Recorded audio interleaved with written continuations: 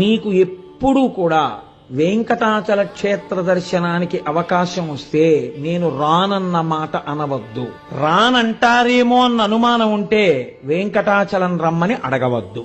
ఎందుకో తెలుసా అండి, నాకు తెలుసు చాలా మంది మొన్ననే కదా వెళ్ళొచ్చాం, ఎందుకులేండి తిరుపతి అన్న వాళ్ళకి ఆయన దర్శనం ఇవ్వలేదు, కొండ మీదకి రానివ్వలేదు. సేవ టిక్కెట్టు చేతిలో ఉన్న అహంకారానికి పోయిన వాళ్ళకి సేవ లేకుండా చేసి పంపించిన సందర్భాలు 1 కాదు 2 కాదు, నాకు ఎన్నో తెలుసు. నేను మీకు పరమ సత్యం చెప్తున్నాను. ఇప్పుడు నేను చెప్తున్న ప్రసంగాన్ని మీరు వింటున్న విషయాన్ని వెంకటరమణుడు వింటున్నాడు.